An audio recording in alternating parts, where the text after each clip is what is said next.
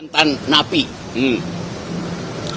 Jumur Hidayat itu mantan narapidana, tapi dia seorang intelektual. Assalamualaikum warahmatullahi wabarakatuh. Hari ini tanggal 27 April 2026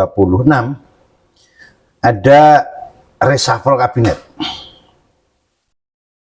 Pak Prabowo, presiden kita, itu melantik beberapa menteri. Tapi menurut saya yang menarik bukan pelantikannya, bukan siapa yang dilantik, siapa saja yang dilantik menjadi menteri, siapa dilantik menjadi menteri apa, bukan itu. Ada momen yang lebih menarik, dan saya yakin banyak orang yang bertanya-tanya, banyak orang yang akhirnya berpikir pro dan kontra. Tapi pada prinsipnya saya yakin banyak orang mempertanyakan kejadian itu. Ya. Dalam proses pelantikan pejabat itu, salah satu yang hadir adalah Rocky Gerung. Dan Rocky Gerung sempat berjabat tangan dengan Pak Prabowo dan Gibran. Sangat-sangat aneh. Jadi Rocky Gerung ini sangat kritis pada siapapun, kritis kepada pemerintah, dan omongannya kadang bikin orang merinding, bikin orang marah, bikin orang bertanya-tanya. Ya. Nah, pertanyaannya, kenapa Rocky Gerung datang ke pelantikan kabinet, reshuffle kabinet? Ini aneh, ya, pertanyaan besar. Kira-kira ada apa? Ya, memang orang-orang seperti Rocky Gerung, ya, saya yakin banyak pemirsa sependapat dengan ini. Orang-orang seperti Rocky Gerung kritis, omongannya pedas terhadap pemerintah, tapi kalau sudah diberi jabatan, dia seperti sapi, istilah Jawanya sapi dikeloh. Ya. Dia akan diam dan pasti akan nurut dengan presidennya. Ya. Baik, kita ikuti dulu videonya. Ada dua video. Yang pertama adalah Rocky Gerung berjabat tangan dengan Pak Prabowo dan Gibran. Yang kedua, statementnya Rocky Gerung. Kita lihat videonya.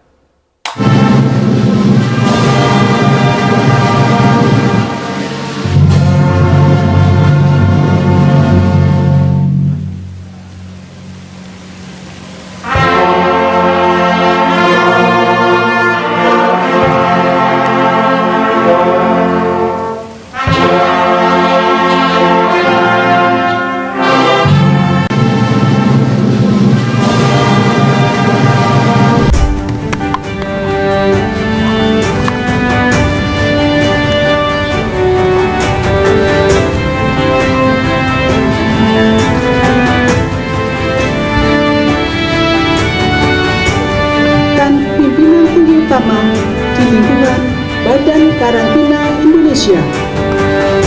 Dengan rahmat Tuhan Yang Maha Esa, Presiden Republik Indonesia menimbang dan seterusnya, mengingat dan seterusnya, memutuskan, menetapkan dan seterusnya. Ke-1, mengangkat sebagai Menteri dan Wakil Menteri.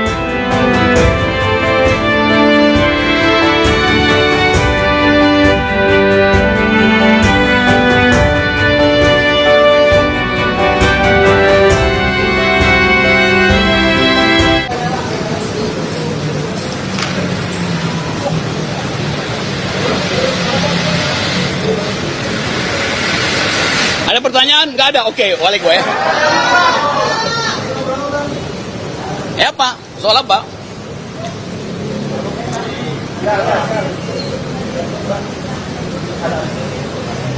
Ya sebagai wakil masyarakat sipil diundang untuk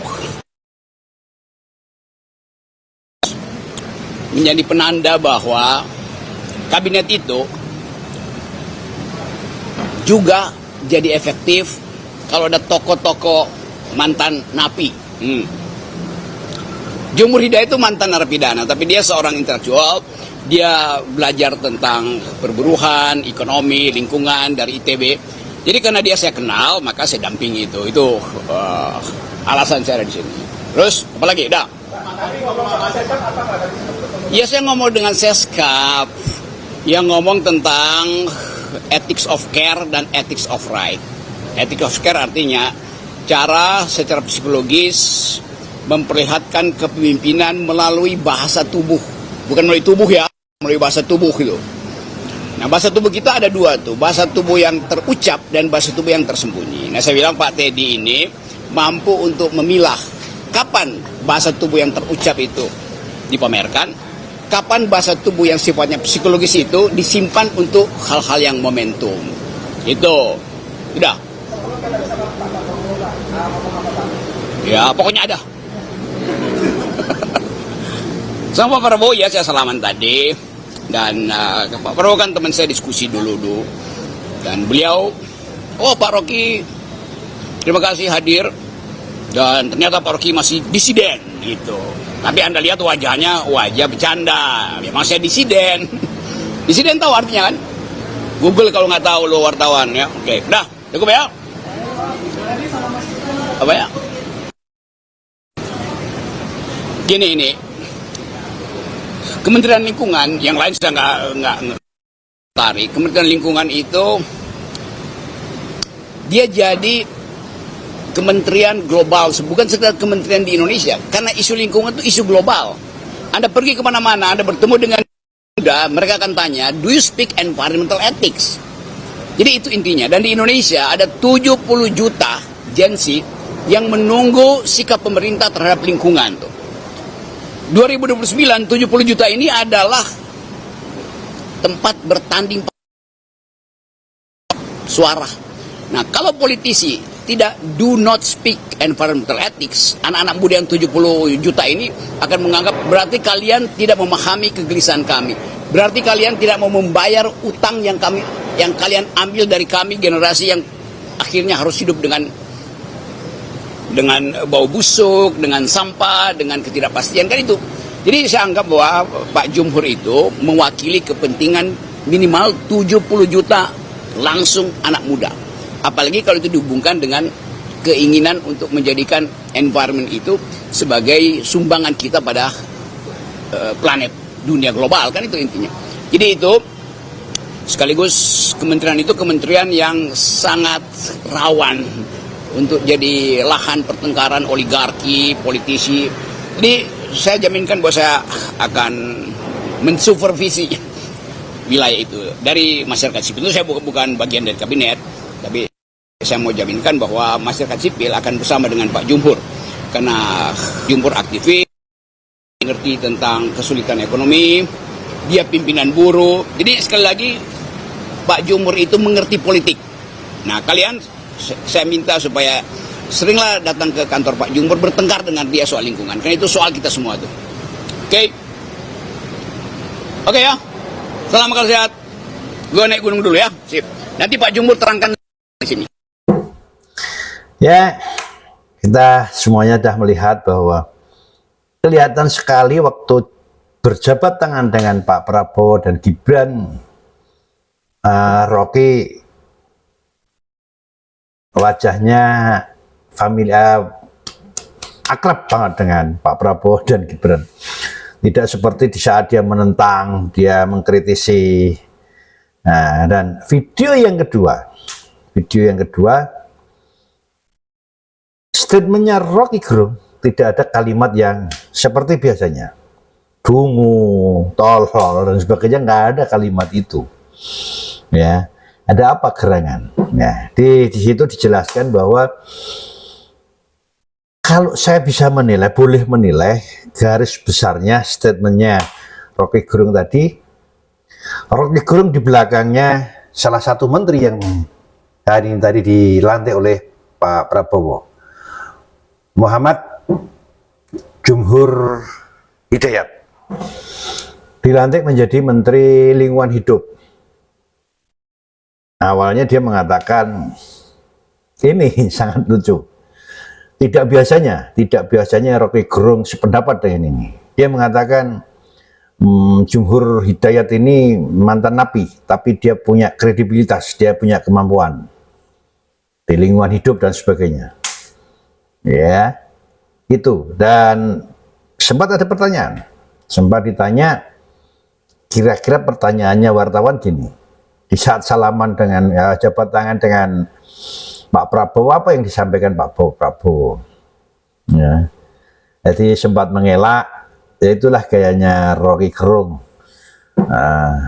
Jadi Pak Prabowo mengatakan masih disiden. Dan siapa Rocky Gerung menyuruh wartawan untuk mencari di Google apa itu artinya disiden. Menurut saya disiden itu pembangkang. Jadi waktu Pak Prabowo berjabat tangan dengan Rocky Gerung, dia mengatakan terima kasih Bang Rocky sudah hadir. Ternyata Bang Rocky masih disiden, berarti masih pembangkang. Tapi Bang Rocky Gerung mengatakan, Pak Prabowo mengatakan masih disiden tapi dengan wajah bercanda. Yang jelas ada satu pertanyaan besar. Rocky Gerung datang, kemudian Rocky Gerung mendukung Jumhur Hidayat.